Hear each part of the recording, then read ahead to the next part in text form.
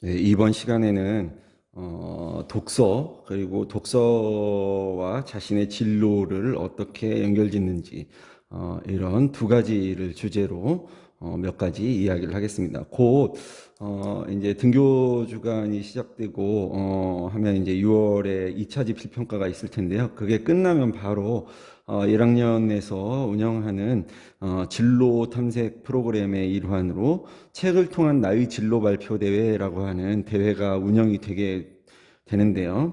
그것과 연관되어 있고 또 지금 하는 이 내용은 여러분들이 평소에 쌓아야 할 아주 중요한 학습 역량이기도 합니다.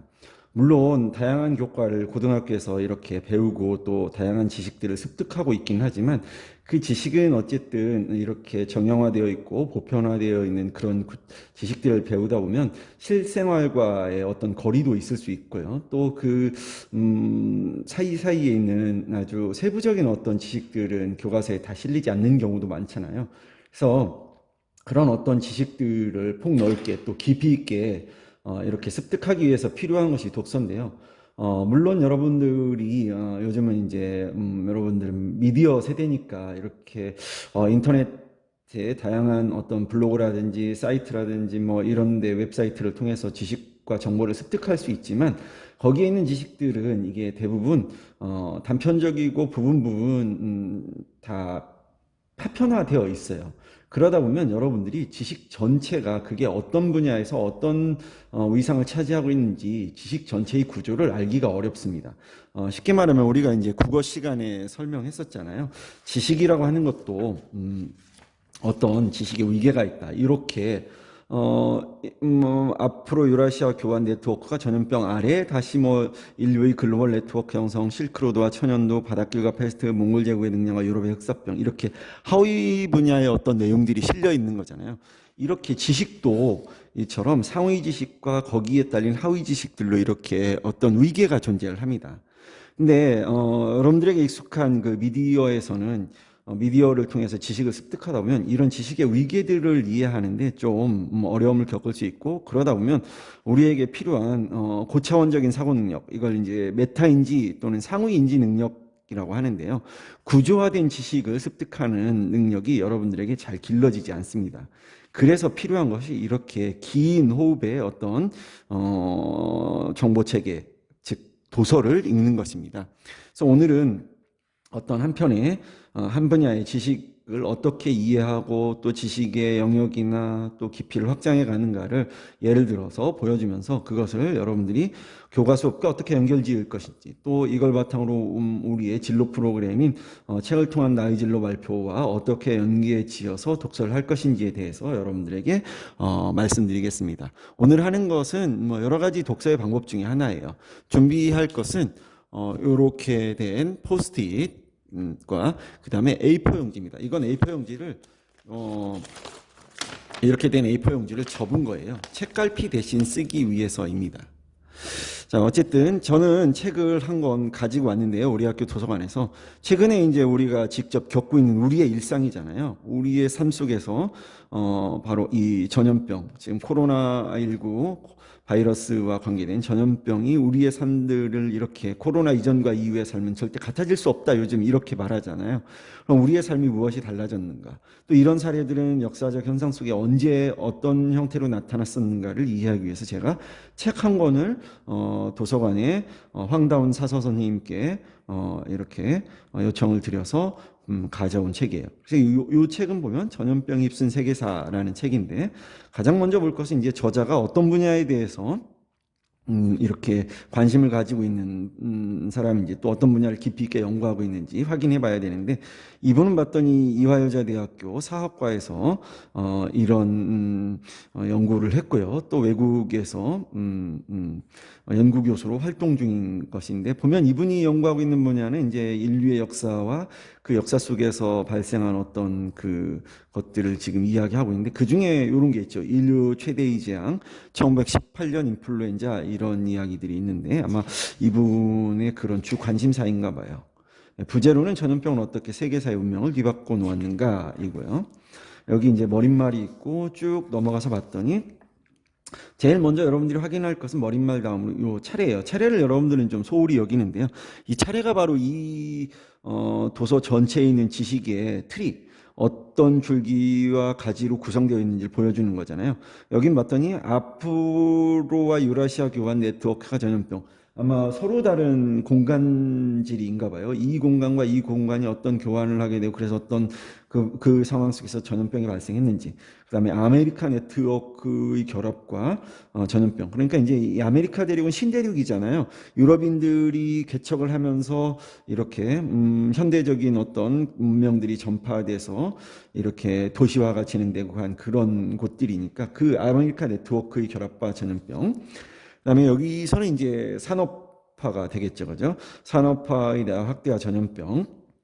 그다음에 전쟁과 전염병. 그다음에 현대사회의 글로벌 네트워크와 전염병의 진화 이런 것이 있습니다. 그래서 이제 쭉 책을 읽다 보면 뭐 예를 들어서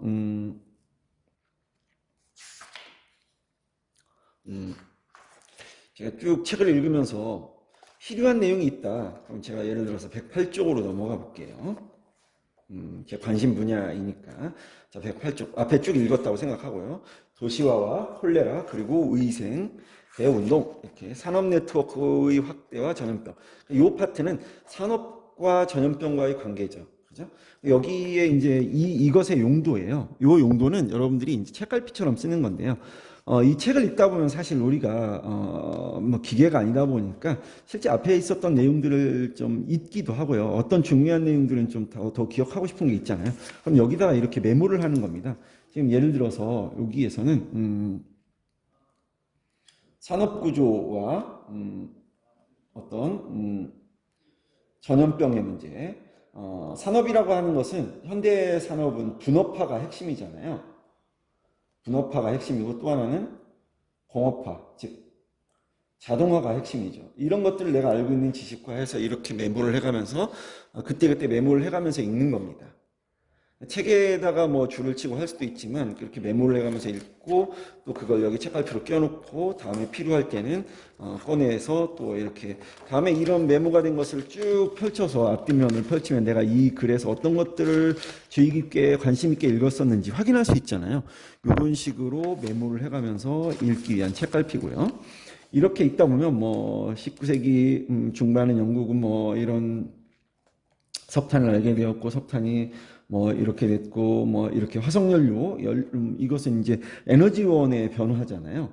그래서 여기에 뭐 산업화의 핵심이 뭐의 문제와 관계가 있냐면 에너지 문제와 관계가 있다라고 하는 것. 현대 사회에서 여전히 이어지고 있죠. 이게 이제 화석연료에서 이제 최근에는 이제 재생 가능한 연료, 뭐 바이오 연료 이렇게 변화되고 있잖아요. 에너지 문제들, 그다음에 전기기관으로 이런 내용들을 쭉 보면서 기계 반대 운동, 러다이트 운동 뭐 이런 이야기들을 쭉 읽고 자, 여기에 뭐 예를 들어서 결국 거주지를 중심으로 콜레라가 창궐했다라고 하는 것은 공간의 어떤 특징이 질병에 미치는 영향이잖아요. 요때 이런 것들을 이렇게 체크를 하는 거예요. 아, 여기는 중요한 내용이다. 다음에 내가 살펴봐야 한다. 그래서 여기에다가 뭐 공간과 전염병의 관계 이렇게 메모를 해놓는다든지 해가지고 다음에 다시 붙여서 읽을 수 있게 그렇게 해서 쭉 공간의 어떤 지리적인 특징, 인문지리적인 특징들이 질병과 어떤 관계가 있는지 뭐 이런 것들을 우리가 쭉 읽어냈다고 보죠. 그래서 이렇게 책을 읽고 우리가 필요한 내용들을 콜레라라는 것이 어떻게 발생하기 시작했다. 그럼 뭐 결핵이 드러나는 사회 문제. 최근에 이제 다시 슈퍼 바이러스 또 슈퍼 세균들의 등장으로 문제가 되고 있죠. 이제 결핵이라고 하는 것. 우리도 이제 매년 학교는 집단 생활을 기본으로 하다 보니까 결핵 검사를 우리가 하잖아요. 건강 검진할 때. 여전히 역사상 가장 많은 사람을 죽인 전염병이 결핵입니다. 그래서 뭐 결핵의 이야기, 결핵이 그럼 왜 이렇게 역사상 가장 많은 사람들을 죽였는지, 뭐 예를 들어서 이런 것들을 찾아가면서 우리가 읽는 것이죠. 여기다 이제 메모를 하면서요. 미국의 인종차별과 결핵, 뭐 이런 것들을 쭉 읽어냈다고 칩시다. 그래서 내가 이 글을 다 읽고, 뭐, 이 글들을 이렇게 읽고, 이 글을 통해서, 어떤 전염병들이 인류의 삶과 인류의 어떤 문명 발달과 관련 지어 가지고, 어떤, 예를 들어서, 문명의 발달과 전염병의 창궐이 어떤 역학적인 관계가 있었는지, 함수 관계가 있었는지 그런 것들을 내가 이해했고 뭐 이렇게 쭉 했다고 치면 여기 이제 전염병을 일으키는 것은 병원체가 무엇이냐였잖아요. 근데 여기 병원체가 지금 뭐냐면 대체로 세균과 바이러스인데 이 세균과 바이러스는 생물학적으로 다르잖아요. 그래서 이제 여기에 대한 궁금함이 이제 제가 더 생긴 거예요. 예를 들면 저는 이제 예를 들어서 뭐 바이오, 의학 뭐 이런 분야, 생명공학 이런 분야들이 궁금한 진로였다고 치면 그래서 이제 이걸 도서관에서 가서 다시 추천받아 가지고 이와 관련된 다른 책을 또 가지고 오게 된 겁니다. 그래서 가지고 온 책이요.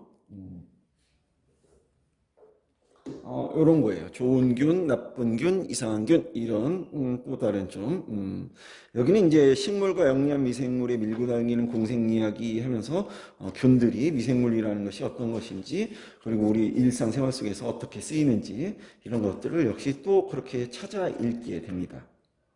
그래서 뭐 여기엔 과학적인 어떤 방법도 나오고 우리 이제 마션이라는 영화에서 많이 나왔잖아요. 화성에서 이렇게 농작물을 재배할 수 있는지 그럴 때 여기에 필요했던 어떤 미생물 이야기 이런 것들 이야기를 쭉 하면서 실제로 식물의 아군 미생물의 이야기들을 이렇게 다룬 겁니다.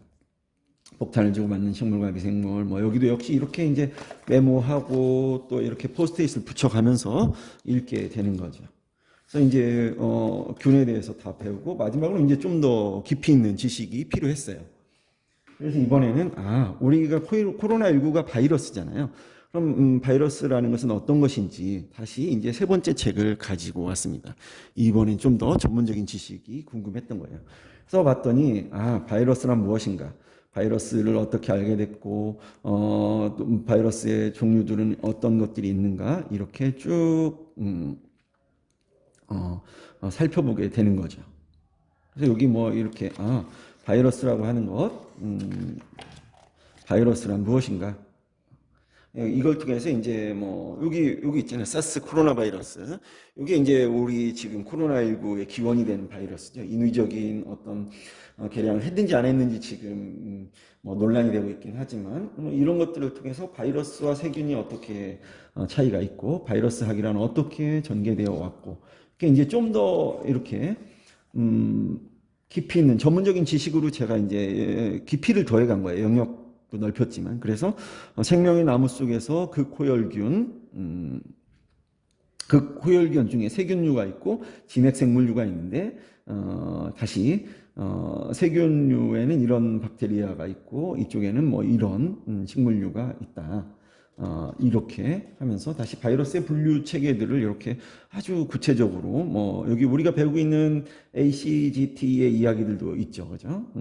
염기의 구성물질인 우라실 이야기, 뭐 티민, 시토닌, 구아닌 같은 이런 것들의 그 염기설 이야기들을 쭉 실제로 다루고 있습니다. 그럼 이걸 바탕으로 이제 우리가 통합과학 책이라든지 선배들이 배우고 있는 생명과학 원투의 어떤 지식들을 좀 더 여기와 관계되어 가지고 깊이 있게 찾아가지고 이렇게 그러면 일단 이런 것도 알아야 되잖아요. DNA와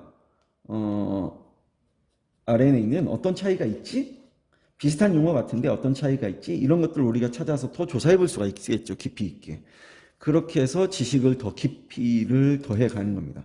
그래서 내가 쭉 해서 뭐 예를 들어서 이렇게 하다 보니까 바이러스를 이렇게 복제되고 또 이렇게 2군 바이러스, 3군 바이러스, 4군 바이러스 이렇게 5군 바이러스 이런 종류들로 뭐 쭉 군들을 나누고 뭐 하는 것들을 배우면서 나는 뭐 이렇게 유전학에 대해서 더 공부하고 싶다. 그래서 유전생명공학으로 진로를 정할 수도 있고 또는 나는 이 유전생명공학 자체가 아니라 그 바이러스들이 일으키는 질병에 관심이 있다. 그러면 의학이나 제약, 바이오 이런 것들로 진로를 바꿀 수도 있겠죠.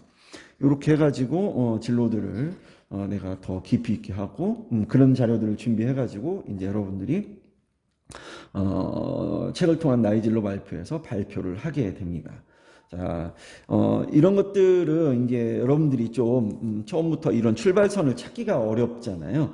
그러니까 최대한 단의 교과 수업 시간에 좀 집중해서 수업을 듣고 잘 모르거나 더 궁금한 것들은 교과 선생님 또는 뭐 교과 선생님들이 또 이게 과목마다 또 차이가 있으시잖아요. 그럼 나처럼 국어 선생님 또는 도서관에 계신 사서 선생님께 여쭤봐가지고 그 분야의 어떤 도서를 읽어야 되는지 추천을 받아서 읽어보면 됩니다. 그러면서 읽으면서 이렇게 영역을 넓혀가기도 하고요. 또 흥미도 더하고 또 깊이도 더하고 하면서 자신의 진로를 조금 더 폭을 점점점 좁혀서 구체적인 진로로 나아가면 되는 겁니다. 그럼 이 과정들을 여러분들은 이제 어떤 이 흐름의 과정들을 보고서로 작성을 하면 되겠죠. 어떤 책이 어떤 지식들을 다루고 있는데 그 지식 중에 어떤 거에 내가 관심이 있고 그걸 더 깊이 있게 이해하기 위해서 이런 지식들을 탐구하다 보니까 내가 조금 더 관심을 가지고 또 지금 미래의 직업 분야에서 전망이 좋을 것 같은 어떤 분야들을 찾아냈다. 이렇게 보고서를 쓰고 프리젠테이션 자료를 만들어 가지고 발표를 하면 됩니다. 자, 책을 읽는 방법을 오늘은 하나만 소개한 거예요. 준비할 것은 첫 번째, 질문할 것. 그래서 선생님들의 도움을 얻을 것. 두 번째는 자료를 준비해서 메모하고 또 체크해가면서 자신이 그 지식들을 그렇게 이해하고 있는지 내가 단편적 지식에 머무르지 않고 지식 전체의 구조들을 이렇게 이게 지식의 위계라고 했어요. 위계. 계층화된 이 지식의 줄기와 트리들을 잘 이해하면서 읽고 있는지, 즉 지식을 구조화하고 있는지 점검하면서 독서를 해야 합니다. 독서록은 그렇게 쓰는 거예요. 꼭 줄거리를 쓰는 게 이해하는 게 아니라고 국어 시간에 얘기했잖아요. 그 지식 전체의 구조라든지 그 지식이 가진 어떤 가치라든지 이런 것들을 이해하는 것이 독서지, 줄거리 자체는 그게 독서가 아니라는 뜻은 아니지만 독서의 진정한 의미의 독서라고 할 수는 없습니다. 이해했다고 보긴 어려운 거죠. 자, 오늘 소개하는 것은 여러분들이 책을 어떻게 선택하고 어떤 방식으로 읽고 영역을 어떻게 넓히고 깊이를 더해가는지를 보여준 것입니다.